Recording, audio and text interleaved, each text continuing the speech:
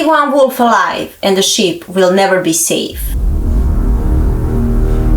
He knows those paths, he dives deep into them, his traces that no one is different to. He knows forest customs since ancient time and maintained balance with them. He knows where he belongs and he doesn't give it to anyone. The enemy, vermin, they say. For the same interest they chased and killed them, but they're still here. They didn't run away from fear in the circus. They remain on the throne of the forest, bearing the title of King of the Forest. They listen to the call of nature and dig deeper into their tracks on the ground. Snow. They don't choose the conditions, they choose only one goal. Look at the sky. If you see ravens flying, know that they are celebrating over a table of sharp teeth and claws. It's their hour of victory. That's their nature. Since time immemorial they have been bloodthirsty beasts that hunted and will hunt as long as nature allows. Freedom is sacred to wolves. We were given freedom too, and it's up to us to choose. Will we accept the laws of nature and learn from the best wisdom of survival, or will we be a prey? Exactly this free spirit and wildness is the main character trait of Arya Stark and her she-wolf Nymeria, who lead me to realize the wretched wheel on the loom and tread the thread to the red, just like the wolf, faithfully respecting the customs whose threads was strung together for centuries, but even more, respecting my own freedom. I grabbed the first thread, and then I strung the others, which are from warp beam through thread and heddle, found their way to the weft by their constant crossing of threads, up down, up down, up down. They created the fabric.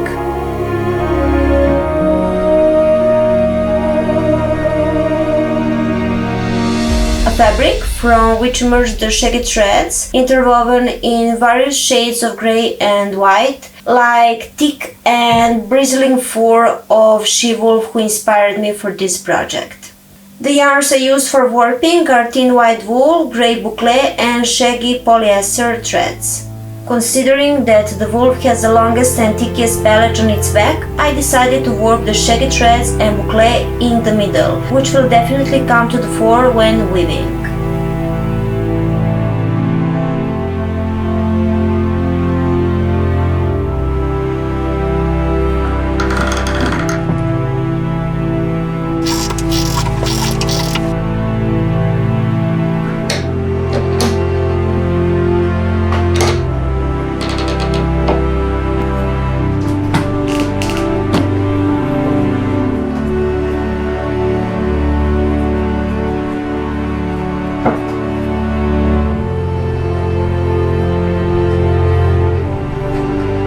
I decided to interweave the warp on the loom with combination of natural and artificial yarns.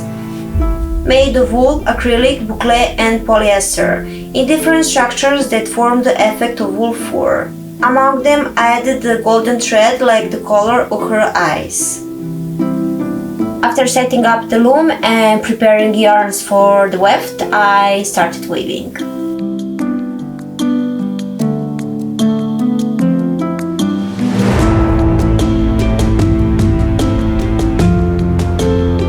The yarn I used to start the weaving is white boucle and shaggy white polyester. Then I added the faux yarn that I repeated often in the weaving.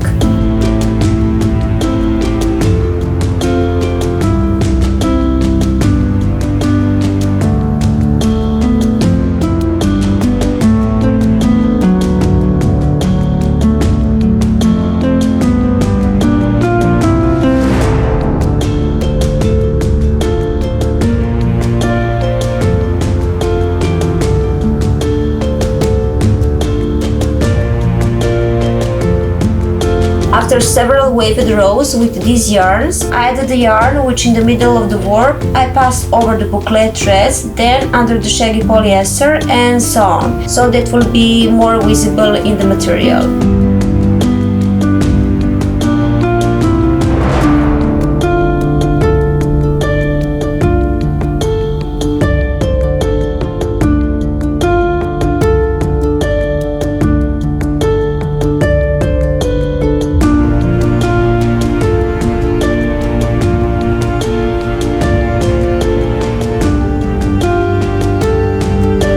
also added dark grey boucle and soft polyester microfiber yarn.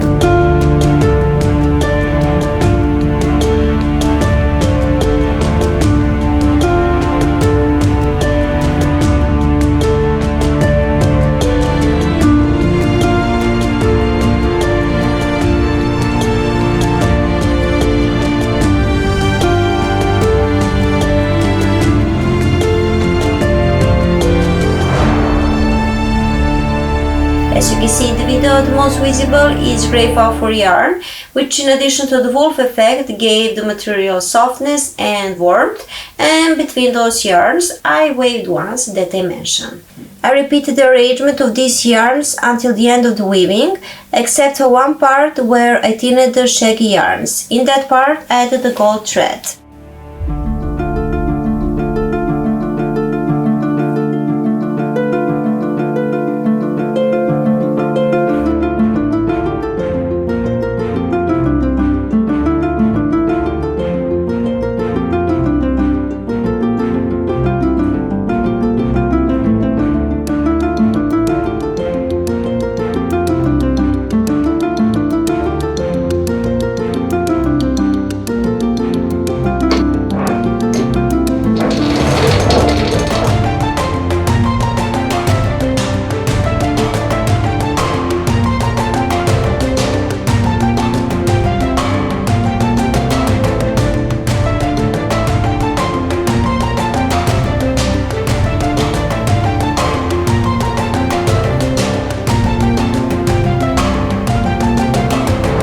That will be it. Now comes the removal of the material from the loom.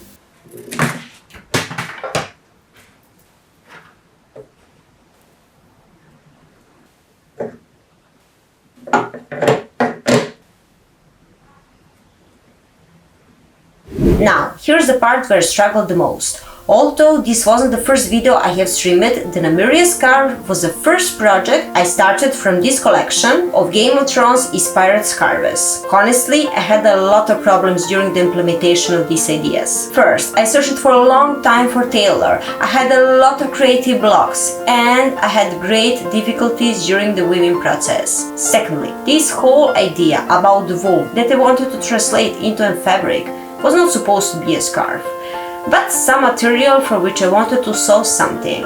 After all that chaos, there came a day when I really wanted to throw shuttle out of my hand, tear all the threads and throw weaving out of my life. And that's happened precisely during the realization of this project. And that's the worst thing about weaving. When the web doesn't suit you, you change it. But I had problem with warp.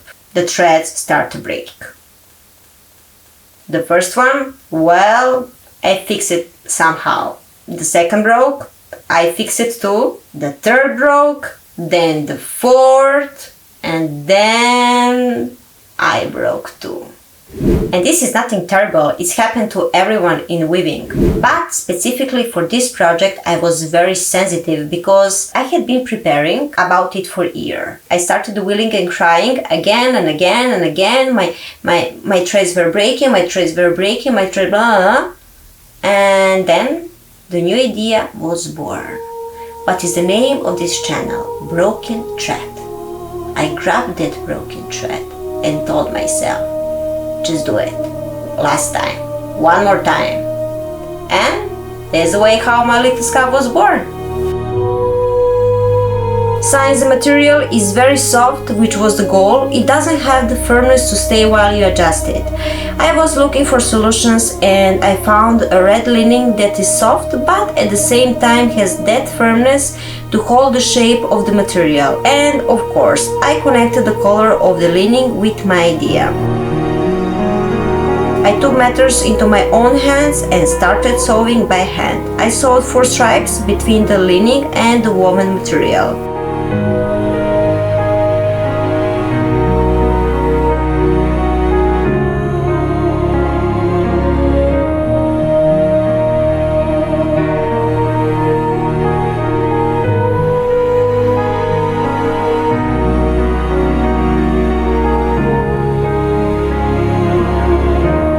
And finally, I added the buckle to fasten my scarf. From this creative chaos of mine, a new idea was born that I eventually successfully implemented. After that came the next 5 woven works, with the fact that I left to sewing off the lining and 4 stripes to tailor, who did it perfectly. And what do you think about this idea? And have you ever had similar problems in weaving? Write to me in the comment. I'm willing to share experience about weaving and always learn something new. And of course, I also welcome those who do not weave but support my work or maybe share same love with me for my favorite beasts, wolf.